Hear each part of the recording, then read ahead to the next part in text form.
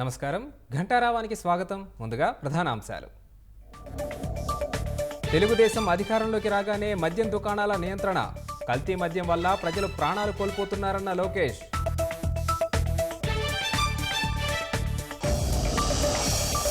రాష్ట్రంలోని పెత్తందారులకు జగనే ప్రతినిధన్న బీటెక్ రవి, చెల్లెళ్ల చీరల రంగుపైన మాట్లాడడం దారుణమని వ్యాఖ్య.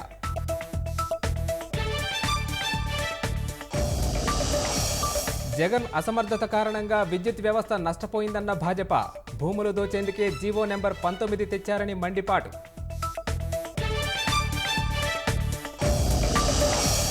సూపర్ 6 పథకాలతో ప్రజల్లోకి కూటమి నేతలు, వైకాపా అరాచకాలను ఎండగడుతూ ఓట్ల అభ్యర్థన.